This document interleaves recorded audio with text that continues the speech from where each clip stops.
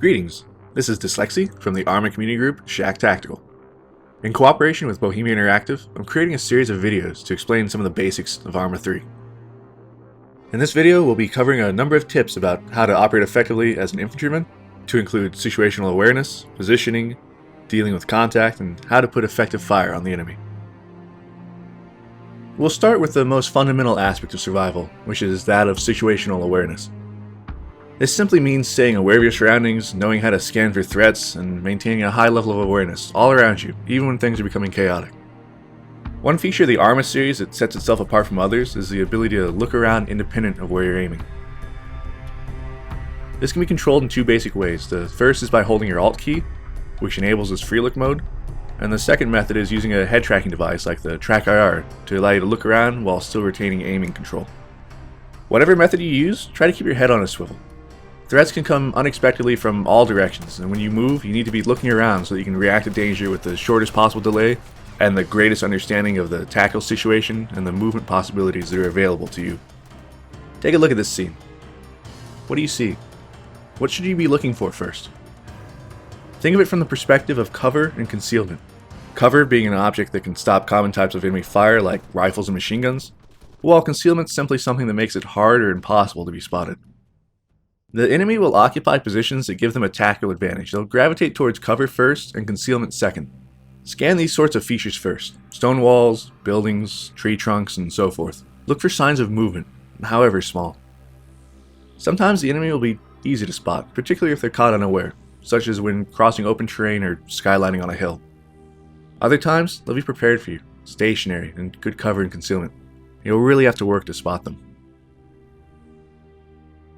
Now, as to moving in this kind of hostile environment, first of all, plan your routes carefully.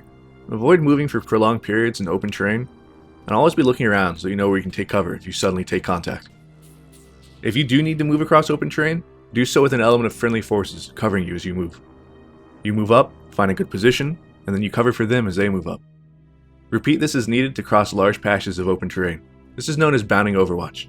Think of it like walking carefully on a slippery surface where you always want to keep one foot on the ground to preserve your balance. In this case, that's one element of soldiers covering while the other element or elements move. It helps to prevent you from figuratively busting your face from haste. Remember that movement draws the eye and attracts attention. Moving slowly or taking a lower posture can help to make you harder to spot.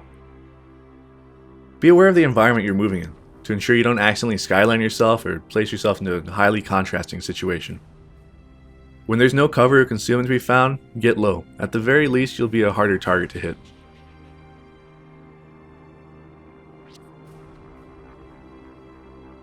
Now, none of us really came to Stratus to go on peaceful nature walks. You're going to take enemy contact at some point, and what you do in those first seconds is crucial. What you did prior to that point, your movement techniques and the tactical decisions you made, those set the stage for what you're able to do once the bullets start flying. Make sure you move and make decisions that help to put the odds as high in your favor as possible. Contact happens in two basic forms. Either a soft contact, which is where you see the enemy without them seeing you, or a hard contact, where fire is being exchanged or received. Soft contacts are easy. If you see the enemy before they notice you, make a hasty assessment as to what you'll do about it. If you want to fight, find good ground nearby. It gives you better concealment or cover and has an advantage over the enemy, and use that to ambush them. If you're too small of an element to win a fight, simply use the opportunity to move unseen away from the enemy. Pick your battles and put the odds in your favor whenever possible. The tougher situation is that of hard contacts, where you weren't necessarily expecting a fight. If you suddenly take fire, your priority is to improve your position. The enemy tends to wait until you're vulnerable before shooting at you. Where you're standing when you take fire is a kill zone. You don't want to stay there. Move for nearby cover concealment, and make sure your teammates are doing the same. If able, fire a few hasty shots in the general direction of the enemy, even if you're not quite sure where exactly that is. The fire you're receiving is stressful and disruptive. If you can return the favor to the enemy and make them think they might get hit as well, you'll improve your situation. Once you're in a better position, try to narrow down where the enemy fire is coming from. Look for muzzle flashes and smoke, or if the enemy is using tracers, follow them back to their points of origin. Use the stance adjust feature to expose as little of yourself as possible to enemy fire. And once you've identified their positions, shoot them. Have your buddies shoot them. Things become rather complicated at this point. I've written about this in my tactical guide in a section called The Evolution of a Firefight.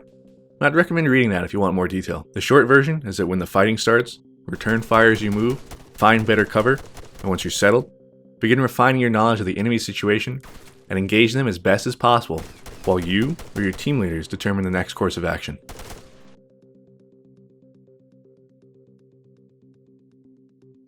Now, as to shooting, there are several factors to accuracy. The primary ones are stance, movement, fatigue, and wounds. If you're tired or hurt, your weapon sights will not be as stable. If you're standing, you'll have a higher amount of sight sway than if you were crouched or prone. It's the same with movement. You'll have a harder time being accurate if you're moving while shooting.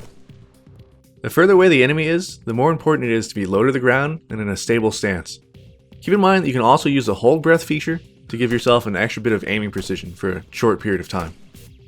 Your bullets will drop over range. Each weapon is zeroed to a specific range, and some have adjustable sights. You can see the zeroed range in the upper right of the HUD.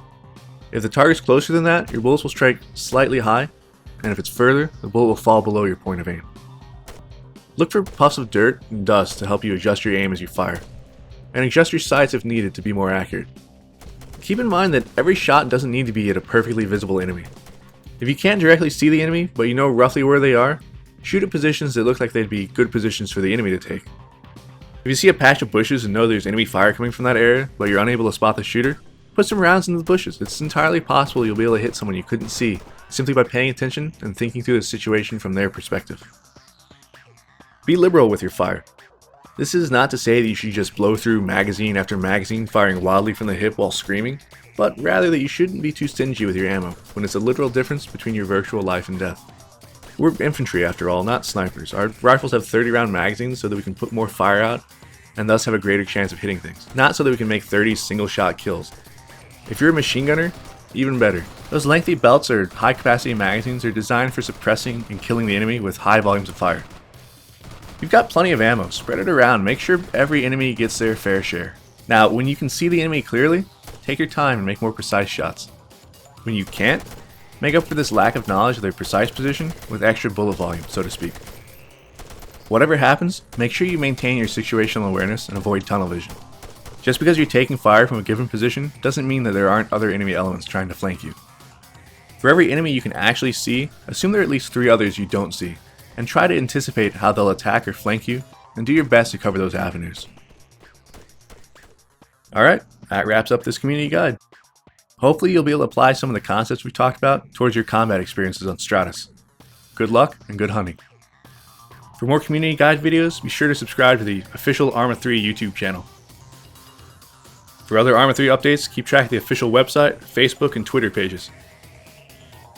If you'd like more in-depth tutorial and large-scale multiplayer gameplay of Arma 3 and the previous Arma games, I'd also recommend you check out my personal channel here. This is Dslyecxi, and I'll see you on Stratus.